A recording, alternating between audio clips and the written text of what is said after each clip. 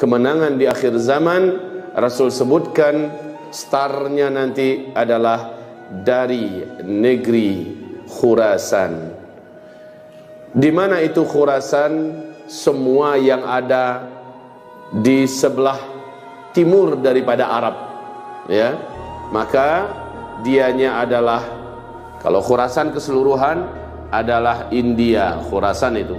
Irak adalah Khurasan, Iran adalah Khurasan, Afghanistan adalah Khurasan, Pakistan adalah Khurasan, Turkmenistan, Kazakhstan, Uzbekistan, Tajikistan, yang ada tantannya ini semuanya adalah Khurasan. Tetapi Nabi mengatakan ada satu komunitas di negeri Khurasan, mereka memiliki hati seperti gunung. Mereka memiliki akhlak seperti akhlaknya para sahabat. Masya Allah ya, hatinya seperti hati gunung. Kalau mereka berniat ingin memindahkan suatu gunung, mereka akan pindahkan. Saking kuatnya hati mereka. Bagi mereka tidak ada yang tidak mungkin. Semuanya kalau sudah ada niat akan bisa diwujudkan.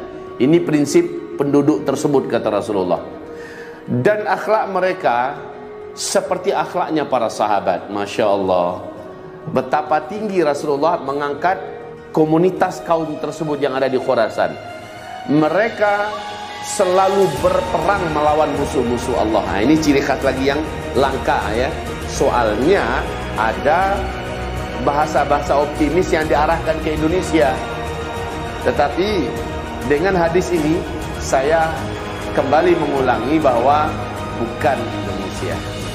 Sebab Rasul mengatakan mereka selalu berperang melawan musuh-musuh mereka, ya, dan mereka selalu mengalahkan dan tidak pernah terkalahkan. Apakah Indonesia selalu perang?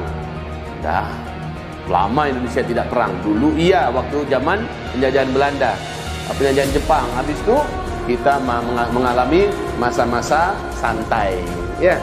Nah, kaum muslimin yang kami muliakan, lalu yang dimaksud itu siapa?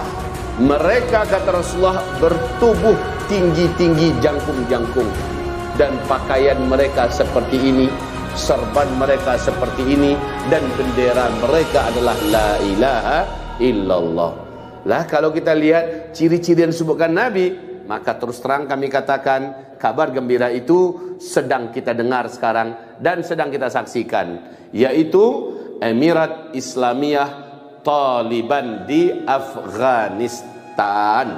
Kaum muslimin, kabar gembira kami sampaikan kepada Bapak Ibu, karena saya yakin banyak Bapak Ibu tidak mengikuti berita. Saya yakin itu. Wahai kaum muslimin yang kami muliakan, Emirat Islamiyah Taliban, jadi saya bacakan hadisnya dulu ya. Apa kata Rasulullah SAW? Awwalu hadhihi al-umur an-nubuwah, awwalu hadal amru an-nubuwah wa rahmah. Islam ini sejak saya diutus bermula dengan kenabian, warahmah, dan itu semuanya adalah rahmat. Thumma takunu khilafah warahmah, lalu bersambung dengan kekhalifahan, dan itu juga seluruhnya adalah rahmat. Thumma takunu mulukan warahmah, lalu bersambung dengan kerajaan-kerajaan, dan itu juga seluruhnya adalah rahmat. Jadi Rasulullah meninggal, itu nubuwah. Lalu khalifah yang 4 ditambah dengan Hasan bin Ali, berarti 5 ya, pas 30 tahun. Ini seluruhnya adalah rahmat. Lalu setelah itu dinasti Amawiyah yang dimulai dengan Muawiyah bin Abi Sufyan sampai kepada dinasti Utsmaniyah. Ini adalah mulukan. Gelar pemimpinnya tetap khalifah, tapi sistemnya sudah sistem kerajaan. Lamanya 1227 tahun. Ini lamanya. Dan ini sudah berakhir dengan runtuhnya dinasti Utsmaniyah, itu khilafah Utsmaniyah yang ada di Turki pada Maret 1924. Ini sudah berakhir. Tapi Nabi mengatakan dilanjutkan tsumma takunu imaratin wa rahmah. Awas nih bahasa hadis Nabi. Saya berdebar-debar jantung, Pak. Makin hari makin ke belakang, saya amati hadis-hadis Nabi akhir zaman, makin tepat, makin jelas, dan tidak bisa dikatakan cocokologi lagi. Ya, saat dibaca thumma takunu imaratin wa rahmah, kemudian dilanjutkan dengan berdirinya imarat, yaitu pemerintahan skala mini, skala kecil dengan kawasan terbatas, tetapi menegakkan syariat Allah secara total. Thumma takunu imaratin wa rahmah, disebut oleh Rasulullah dengan istilah emirat atau imaratin. Nah, wahai hamba-hamba Allah, sejak runtuhnya khilafah Islamiyah Al-Utsmaniyah di Turki, sejak itu berbagai negara di seluruh dunia mencoba mendirikan emirat-emirat Islam yang berbasiskan Al-Quran dan Sunnah hukum dan pemerintahannya. Tetapi rata-rata gagal karena dikeroyok rame-rame. Di Indonesia ada namanya DITI, digagalkan. Kemudian setelah itu bersambung di Mesir, ada upaya di mana Ikhwanul Muslimin mencoba berdaulat, digagalkan. Kemudian Mali mengumumkan Emirat Islamiyah Mali, digagalkan. Di Yaman berdiri Emirat Islamiyah Yaman, digagalkan. Kaukasus atau Shishan juga berusaha mengumumkan Emirat Islamiyah Shishan, juga digagalkan. Gagal semuanya. Tapi yang tidak pernah bisa ditumbangkan, tidak bisa digagalkan, dikeroyok rame-rame adalah Emirat Islamiyah Taliban. Sejak mereka berdiri, wahai Bapak Ibu yang kami muliakan, sejak mereka berdiri, mereka oleh beruang merah, itu penguasa dunia sebelah timur saat itu, Uni Soviet, mengerahkan semua kekuatan militernya, tentaranya untuk menghabisi Emirat Islamiyah Taliban ini. Saat itu Amerika ikut membantu dan membela Emirat Islamiyah Taliban. Tapi mereka tahu sajalah kita main belakang-belakang aja, Pak. Seluruhnya mengandalkan kepada perjuangan total jihadnya para mujahidin Emirat Islamiyah Taliban. Hancur lebur Uni Soviet. Mereka menjadi negara yang pecah berkeping-keping, kecil-kecil, ya. Lalu yang paling besar sekarang cuma Rusia. Setelah mereka tumbang, Amerika melihat musuh satu-satunya sekarang ini yang paling potensial dan wajib dibasmi adalah Emirat Islamiyah Taliban. Karena dari sana cikal bakal khilafah nanti akan muncul.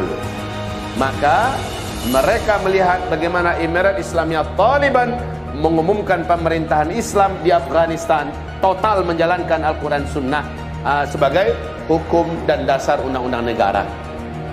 Wow, seluruh media dunia sepakat membuli Emirat Islamiyah Taliban, menyebarkan isu-isu pembusukan terhadap pemerintahan Emirat Islamiyah Taliban. Lalu Amerika membuat rekayasa menghancurkan gedung WTC. Ya, 11 Maret 2000 berapa? 2000 WTC dulu berapa? Lalu Pak. Pokoknya WTC Ustaz. Lah hancur WTC itu, maka Amerika akhirnya membahasakan inilah dia perang salib. Kita kejar, teroris itu adalah Islam. Sumbernya dan pusatnya adalah Afghanistan. Karena cuma Taliban, Emirat Islamiyah Taliban lah satu-satunya yang masih betul-betul gagah mengumumkan pemerintahan Islam dengan basis Al-Quran dan Sunnah sebagai undang-undang dan hukum negaranya. Dengan itu Amerika gerakkan semua PBB dengan pengumuman perang salib. Kemudian mereka minta bantuan kepada NATO. Seluruh negara-negara Eropa bergabung. Jermannya, Belandanya, Perancisnya, Inggrisnya, Skotlandianya, semua bergabung, bersatu bersama Amerika Serikat mengeroyok Emirat Islamiyah Taliban. Hanya 6 tahun Pak mampu Emirat Islamiyah Taliban bertahan. Kemudian Emirat Islamiyah Taliban kembali mundur, ya, mundur, dan lalu Amerika membuat pemerintahan boneka yang sekarang dipimpin oleh siapa namanya? Ya, kalau sebelumnya adalah Hamid Karzai, sekarang ini adalah Ashraf Ghani kalau nggak salah namanya, ya. Ini yang sekarang menjadi presiden boneka dengan pasukan mereka sekarang ini jumlahnya 300.000 militer dan ditopang sepenuhnya persenjataannya, alutsista daratnya, udaranya, ya, untuk menggempur Emirat Islamiyah Taliban. Tapi 20 tahun peperangan terlama Amerika Serikat Ini peperangan terlama, Pak. Amerika Serikat, ribuan tentara mereka mati yang pulang stres dan gila. Dan tidak terkira miliaran, ya, ratusan miliar dana mereka habis dalam peperangan terpanjang ini. Dan mereka akhirnya angkat bendera putih, nyerah kepada Emirat Islamiyah Taliban. Sehingga Panglima Tempur Amerika Serikat yang bertugas di Afghanistan mengatakan Taliban tidak akan pernah bisa dikalahkan. Itu bahasa dia. Ini baru beberapa hari yang lalu, Pak. Emirat Islamiyah Taliban tidak akan pernah bisa dikalahkan. Padahal itu sudah Amerika, PBB, NATO semua mengeroyok, tidak bisa dikalahkan. Dulu beruang merah, yaitu Uni Soviet, tumbang seluruhnya, hancur berkeping-keping. Lalu diganti oleh Amerika, dikeroyok pakai NATO, ya. Semua militer mereka ikut, tapi seluruhnya angkat kaki dalam keadaan hina dan malu. Hina sehina-hinanya. Saya lihat bagaimana video mereka keluar dalam keadaan gak ada gagah-gagahnya lagi, Pak. Keluar dalam keadaan malu, ya. Tidak bisa bicara apa-apa dan tidak punya daya tawar apa-apa. Amerika terhadap Emirat Islamiyah Taliban. Mereka dipastikan harusnya 11 September 2021 ini sudah keluar semua, tapi sekarang mereka percepat. Apa kata Joe Biden? Kami tidak akan lagi mengambil risiko dengan mengirimkan tentara-tentara militer kami ke Afghanistan. Kami tidak akan lagi mengambil risiko. Ya. Jadi sudah mereka akhiri. Dari Donald Trump yang begitu garang dan ganas, ciut nyalinya di depan Taliban. Sekarang Joe Biden mengatakan dipercepat. Sekarang semua dari NATO, Pak, sudah hampir seluruhnya selesai angkat kaki. Yang agak sedikit bertahan militer dari Turki. Itu pun untuk mengamankan bandara Hamid Karzai demi keamanan diplomatik katanya. Tapi Taliban berkata, wahai Turki, walaupun Anda Muslim, tapi Anda bergabung dengan Anda. Dan kami tidak rela ada pasukan asing di sini. Kami anggap bila Anda tidak keluar, Anda adalah agresor. Anda adalah penjajah, kami akan tempur Anda. Ya, Anda pulang atau kita perang. Itu kata Taliban kepada pasukan Turki. Dan sayang sekali dalam hal ini menurut saya, ya, ini bukan bicara politik yang kosong ya Pak ya. Ibu, dalam hal ini Erdogan masih mencoba mengingatkan Taliban, ya. Dan bahasa Erdogan ini masih bahasa orang umum, bukan bahasa orang yang mengerti seluk-beluk yang cerdas. Dalam hal ini Erdogan menurut saya dia sangat lemah, ya. Dalam hal ini sekali lagi Erdogan mencoba untuk membujuk Taliban. Lalu apa kata para pengamat dari Inggris, dari Jerman, dari Amerika? Apa kata mereka? Erdogan harus tahu yang dia hadapi ini siapa. Bukan kelompoknya Bashar Assad, bukan kelompoknya Khalifah Haftar yang di Libya, bukan ISIS yang dihadapi, tapi yang dihadapi adalah Taliban. Maksudnya apa mereka bicara? Yang dihadapi adalah jago perang tak terkalahkan. Siapapun Turki, ya, jangankan Turki, Uni Soviet saja hancur. Jadi dalam hal ini semoga Turki saat pertemuan nanti dengan Taliban mendapatkan jalan yang baik buat mereka. Jangan mereka mau diadu sama Muslim. Dan Taliban sudah final. Kami akan mau menjalin diplomatik dengan negara manapun, tapi tidak militer mereka ada di negara kami. Itu prinsip Taliban. Sekarang Taliban resmi mengumumkan di televisi dan mengumumkan kepada dunia mereka telah menguasai 85% dengan sangat cepat. Bersamaan dengan pengumuman Joe Biden bahwa tentara mereka akan ditarik seluruhnya dari Afghanistan, Taliban langsung menyapu bersih semua distrik-distrik yang ada. Ratusan distrik berjatuhan ke pangkuan Taliban dan rakyat berseru dengan penuh takbir, dengan penuh gembira. Ya, bagaimana perbatasan juga dikuasai kembali oleh Taliban. Lalu larilah tunggang langgang, bahkan banyak pasukan demi pasukan, batalion demi batalion pemerintahan boneka ini yang sudah tidak didukung lagi oleh Amerika, sudah tidak didukung lagi oleh NATO dan sebagainya, menyerah. Mereka serahkan senjata, mereka serahkan seluruh amunisi, alutsista yang ada, mereka serahkan semua, mereka menyerah. Yang menyerah dibiarkan oleh pasukan Mujahidin Afghanistan, Emirat Islamiyah Taliban. Dibiarkan, pakaian Anda dilucut, Anda jadi rakyat. Yang mau bergabung menjadi tentara, kami akan sortir, dididik dulu agamanya, baru dijadikan sebagai Mujahidin. Kalau mau jadi rakyat biasa silakan, tapi kalau masih perang, kami akan berikan kepada Anda. Lu jual, gua beli, gua borong.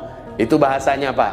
Nah sekarang wahai hamba-hamba Allah yang kami muliakan, Cina mau mengadu untungnya di Afghanistan. Kalau memang itu terjadi, insya Allah mereka akan habis tandih di sini, sebagaimana habis tandasnya Uni Soviet dan Amerika, NATO dan sebagainya. Hamba-hamba Allah yang kami muliakan, jadi kita kembali kepada hadis Nabi, tsumma takunu imaratin wa rahmah. Sekarang Emirat Islamiyah Taliban mengumumkan kepada pemerintah boneka, yuk kita berunding, nggak usah perang, baiknya kalian nyerah saja. Pemerintahan Afghanistan ini kita kelola dengan pemerintahan asli Islam total secara kafah. Kalian nggak usahlah perang dengan kita. Kita ikut hidup rukun dan damai. Mana-mana yang hebat di antara kalian kami pakai, ya. Mana-mana yang berkualitas di antara kalian kami manfaatkan untuk kebaikan pemerintahan Islam ke depan. Tapi kalau kalian mau perang, kalian sudah tahu kalian tidak akan sanggup melawan kami. Berkali-kali dibujuk, kita nggak usah perang di kota ya. Kalau memang kalian mau perang, yuk keluar. Banyak akhirnya kota-kota yang jatuh dengan diserah gubernur menyerah, ya, menyerahkan semua militernya menyerah. Itu sudah banyak di Afghanistan pada hari ini. Sehingga seluruh pengamat dan ahli militer dunia berkata, dalam waktu dekat seluruh Afghanistan akan jatuh ke tangan Emirat Islamiyah Taliban. Allahu Akbar. Nah, apa yang akan berdampak ini, Pak? Sekarang kalau Taliban menjadi pemenang, dia menjadi pemenang yang mutlak dan absolut. Pemenang yang total dan tidak akan ada lagi negara yang berani menyerangnya, memeranginya. Bagaimanapun bentuknya. Sebab yang dihadapinya, Pak, bukan negara kacang-kacang. Yang dihadapinya adalah dua negara superpower dan dua-duanya kalah memalukan. Jadi siapa yang berani melawan lagi? Siapa yang berani menentang lagi Emirat Islamiyah Taliban? Tidak ada. Kemenangan besok ini adalah awal kemenangan Islam. Demi Allah, itu awal kemenangan Islam. Cita-cita pertama daripada Emirat Islamiyah Taliban setelah merapikan negara, setelah menenteramkan dan mensejahterakan rakyatnya, pendidikan kembali berjalan, semua kehidupan kembali tenang, ya. Mereka mempersiapkan pasukan 20.000 pasukan elit untuk memerdekakan Masjidil Aqsa. Itu cita-cita mereka setelah mereka menyelesaikan mengamankan seluruh Afghanistan. Allahu Akbar. Wahai kaum muslimin yang kami muliakan, maka teringatlah oleh saya, pasukan yang akan memimpin, pasukan yang akan menjadi bala tentaranya Al-Mahdi di akhir zaman adalah dari Khurasan, kata Rasulullah. Pasukan yang selalu berperang dan selalu menang dan tidak pernah dikalahkan. Maka siapa itu, Pak? Bendera mereka adalah bendera La ilaha illallah.